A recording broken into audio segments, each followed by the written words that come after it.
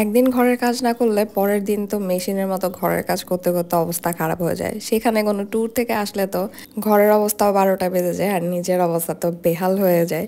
ট্যুরে যে রিল্যাক্স এবং আনন্দটা করেছি সেটা একদম বের হয়ে যায় কাজ করতে করতে। আমার মতো সবারই মনে হয় একই অবস্থা। কমেন্ট করে জানান তো কার কি অবস্থা হয়। শ্রীমঙ্গল ট্যুর থেকে এসেছি গতকাল রাতে, আর সকালবেলা ঘুম থেকে উঠেই আমার তো মাথাটাই খারাপ হয়ে যাচ্ছিল। যেদিকে তাকাই সেদিকেই এলোমেলো ছড়ানো ছিটানো সবকিছু ময়লা দিয়ে একাকার অবস্থা। এদিকে আমার গাছগুলোর তো বেহাল দশা। প্রতিদিন তাদেরকে পানি না দিলে তাদের চেহারার দিকেই তাকানো যায় না, আর সেখানে তো প্রায় 2-3 দিন হয়ে গিয়েছে পানি দেওয়া হয় না।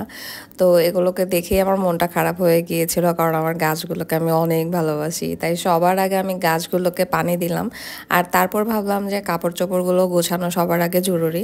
তাই কাপড় চোপড়গুলো আগে ধুয়ে নিলাম, ছড়িয়ে টড়িয়ে। একটু শৃঙ্খল লাগছিল কাপড় চোপড়গুলো যখন গোছানো হলো, ধোয়া হলো। তারপরে কাপড় চোপড়গুলো সাইড হওয়ার পরে মাথাটা একটু ঠান্ডা ঠান্ডা লাগছিল। কিছুক্ষণ আগে আমার বারান্দায় যে ক্যাকটাসটা দেখলেন, এই সেম ক্যাকটাসটা আমি বালিশের রিসোর্টে দেখেছিলাম শ্রীমঙ্গলে। বাট ওগুলা ভীষণ বড় বড়, অনেক সুন্দর ছিল। বাট ওগুলোকে ছিঁড়ে হাতে নেওয়া যায় না, প্রচুর পরিমাণ আঠা আঠা। তাই হাতে নেওয়ার মতো কোনো অপশনই ছিল না। যাই হোক, সকালবেলা ভাবলাম এক কাপ চা খেয়ে নেই, কারণ গত 2-3 দিন তো ডায়েটের অবস্থা 12টায় বেজে গিয়েছে। 2-3 দিনে যে পরিমাণ খাওয়া দাওয়া হয়েছে, আরও 1 মাস যদি ডায়েট করি সেটাও তাও মনে হয় কভার হবে না। তো ভাবলাম যে আচ্ছা 2-3 দিন তো ডায়েট করিই নাই, তো আজকে 1 কাপ চা খেলে আর কি বা এমন ক্ষতি হয়ে যাবে। সকালবেলা 1 কাপ চা খাবো। আর এই চাটা ইনস্ট্যান্ট চা, এটা হচ্ছে আমার জামাই আমার জন্য এনেছিল আগেই, প্রায় 5-7 দিন আগে এনে রেখেছিল। তো চাটা খেতে ভালোই, কিন্তু মিষ্টিটা একটু বেশি। চায়ের কালারটা অস্থির, অনেক সুন্দর। যারা রেগুলার চা খেতে পছন্দ করেন, চা করেছেন, তাদের জন্য ভালো হবে। মাত্র 10 টাকায় ইনস্ট্যান্ট চা। এবার ব্যাক টু রান্নাবান্না আগেইন। আর রান্নাবান্না অনেকদিন পরে বলতে 2-3 দিন পরে রান্না করছি, কিন্তু মনে হচ্ছে যে কতদিন পরে রান্নাবান্না করছি। আসলে এরকমটাই হয় মনে হয় সবার ক্ষেত্রেই। দেখা যায় প্রতিদিন রান্না করতে করতে মাঝে যদি একদিন গ্যাপ হয় রান্না বান্নার, মনে হয় যে কতদিন না যেন রান্না বান্না করি না।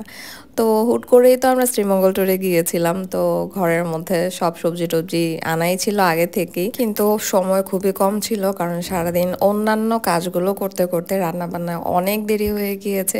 তাই ভাবলাম ঝটপটে কিছু করতে হবে, তাই করলা ভাজিটা করে নিলাম। মুরগিটাকে রান্না করার আগে আমি একটু ভেজে নেই, এছাড়া আমি খেতে পারি না, কেমন যেন একটা গন্ধ গন্ধ লাগে। কিন্তু আজকে এতটাই সময় কম যে আমি বাধ্য হয়ে মুরগিটাকে না ভেজে রান্না করছি। হয়তো খেতে পারবো না প্রপারলি, কিন্তু কিছু করার নাই। ওইদিকে মানহারও খাওয়া দাওয়ারও দেরি হয়ে যাচ্ছিল, প্লাস শাওয়ার নেওয়ার দেরি হয়ে যাচ্ছিল। এদিকে দেখলাম যে খুব সুন্দর একটা রোদ উঠেছে এর মধ্যে, তো ভাবলাম যে ব্যাগটাকে একটু রোদে দেওয়া দরকার, কারণ মোটামুটি ট্যুর থেকে আসলে না কেমন যেন একটা স্যাঁতস্যাঁতে লাগে ব্যাগ ট্যাগ। তো এটাকে একটু ভালো মতো রোদে দিয়ে দিলাম। সব কাজটা শেষ করে তারপরে খাবার খেতে বসলাম।